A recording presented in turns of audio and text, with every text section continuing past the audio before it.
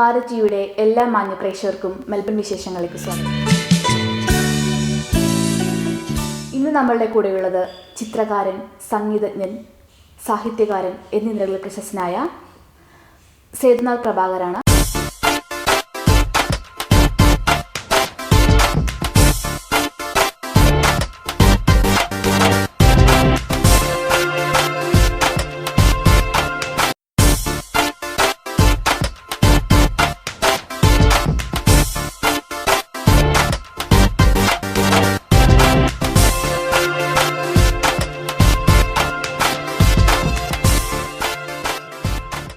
ഇപ്പോൾ ഒരു നോവൽ പ്രസിദ്ധീകരിച്ച് കഴിഞ്ഞു എന്ന് പറഞ്ഞു.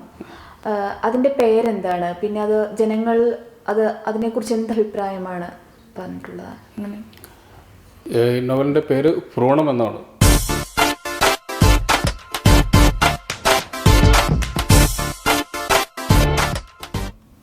നമുക്കറിയാം ഭ്രൂണം എന്താണെന്ന് എല്ലാവർക്കും അറിയാമല്ലോ. അപ്പം ഇതൊരു ഗ്രാമത്തിൽ നടക്കുന്നൊരു സ്റ്റോറി ആയിട്ടാണ് ഞാൻ ഡെവലപ്പ് ചെയ്തിരിക്കുന്നത്.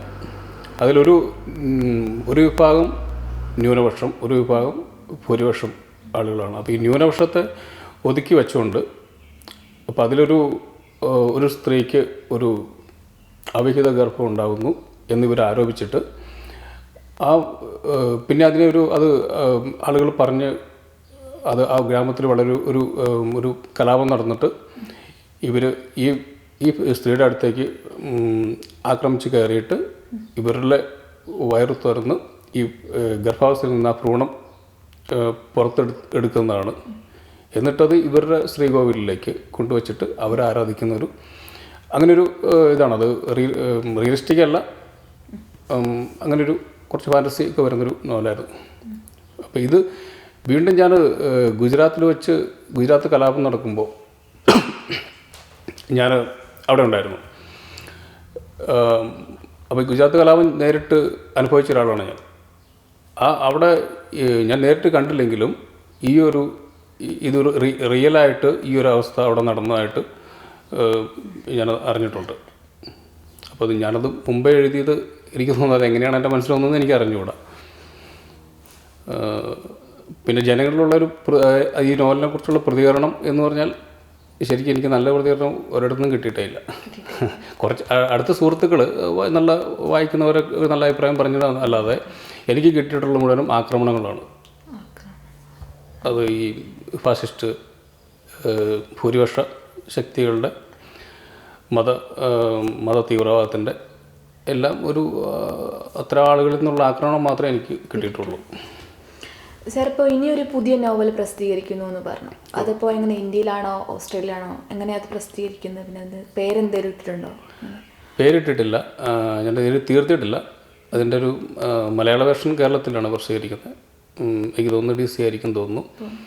ഓസ്ട്രേലിയയിൽ ഇംഗ്ലീഷ് വേർഷനിലോ ഓസ്ട്രേലിയയിൽ തന്നെ പബ്ലിഷ് ചെയ്യണമെന്നാണ്. താങ്കൾ ഇനി ഈ നമ്മുടെ ഓസ്ട്രേലിയയിലെ യങ്സ്റ്റേഴ്സിന് വേണ്ടി താങ്കളുടെ കഴിവുകൾ എങ്ങനെ പകർന്നു കൊടുക്കാനാണ് പ്ലാൻ ചെയ്തിരിക്കുന്നത്? ഇത് ഞാൻ നമ്മുടെ മലയാളി കുട്ടികളെ മാത്രം ഉദ്ദേശിച്ചിട്ടല്ല തുടങ്ങിയിരിക്കുന്നത്. മറ്റ് കമ്മ്യൂണിറ്റികളിലുള്ള ഇന്ത്യൻ കമ്മ്യൂണിറ്റികളിലുള്ള കുട്ടികളും ഓസ്ട്രേലിയൻ കുട്ടികളും എൻ്റെ അടുത്ത് വരുന്നുണ്ട്. എനിക്ക് തോന്നുന്നത് നമ്മൾ വെറുതെ ഒരു വിദ്യ പകർന്നു കൊടുക്കുന്നതിനേക്കാളും നമ്മുടെ സംസ്കാരം, കേരളത്തിൻ്റെ അല്ലെങ്കിൽ ഇന്ത്യയുടെ ഒരു സംസ്കാരം കൂടി നമ്മൾ പകർന്നു കൊടുക്കുന്ന അങ്ങനെ ഒരു വിചാരമാണ് എനിക്കുള്ളത്. അപ്പോൾ അതിന് വേണ്ടിയിട്ടാണ് ഈ സ്കൂളിൻ്റെ ഞാനിപ്പം അടുത്ത വർഷത്തേക്ക് ഈ കുട്ടികളുടെ എല്ലാം കുറേ പെയിൻറ്റിങ് വെച്ചിട്ടൊരു 100-100-100-ലധികം പെയിൻറ്റിങ് വെച്ചിട്ട് എനിക്കൊരു എക്സിബിഷൻ ഞാൻ പ്ലാൻ ചെയ്യുന്നുണ്ട്. എനിക്ക് തോന്നുന്നത് നമ്മുടെ സംസ്കാരത്തെ ഇങ്ങോട്ട് ഇതിലൂടെ വളർത്തിക്കൊണ്ടുവരാനായിട്ട്, ഈ സംസ്കാരം എന്ന് പറയുന്നത് കലാപരമായിട്ടുള്ള സംസ്കാരം എന്ന് പറയുന്നത് നമ്മുടെ കുട്ടികളിലെ ഈ ക്രിമിനൽ വാസനകളെ കുറയ്ക്കുകയും അല്ലെങ്കിൽ അവർ എന്തിലെങ്കിലുമൊക്കെ ഇൻവോൾവ് ആയിട്ടിരിക്കുകയും അങ്ങനെയൊക്കെ ഒരവസ്ഥയിലേക്കാണ് വരുന്നത്. അതുകൊണ്ട് തന്നെ കലാക്ഷേത്രം എന്ന സ്കൂൾ ഭാവിയിൽ എനിക്ക് തോന്നുന്നു അത് ഞാൻ നടത്തുന്നു എന്നതിനേക്കാളും ഒരു സംസ്കാരത്തിൻ്റെ ഒരു സിമ്പലായിട്ട് വളർത്തിക്കൊണ്ട് വരണം എന്നുള്ള ആഗ്രഹവും എനിക്കുണ്ട്. ഇത് ഈ കുട്ടികളെ മാത്രം ഉദ്ദേശിച്ചിട്ടല്ല, അതെനിക്കിവിടെ കുറേ ഓസ്ട്രേലിയൻ ആർട്ടിസ്റ്റുകൾ ഇതിനോട് സഹകരിച്ച് പോരുന്നുണ്ട്. ഇപ്പോൾ അതുകൊണ്ട് എനിക്ക് തോന്നുന്നു അതിനൊരു ഫ്യൂച്ചർ ഉണ്ടെന്ന് തന്നെയാണ് എനിക്ക് തോന്നുന്നത്.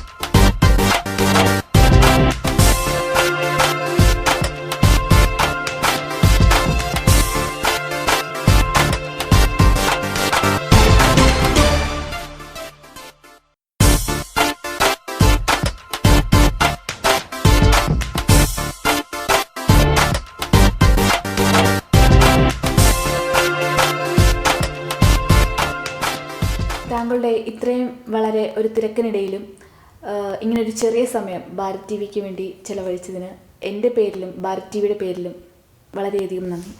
ഭാരത് ടി വിയുടെ അണിയറ പ്രവർത്തകർക്കും പ്രേക്ഷകർക്കും എൻ്റെ വിനീതമായ നന്ദി. അടുത്ത മെൽബൺ വിശേഷങ്ങളുമായി വീണ്ടും കാണുന്നവരേക്കും സൈനിങ് ഓഫ് വിദ്യാസ്തിക്കാണ്.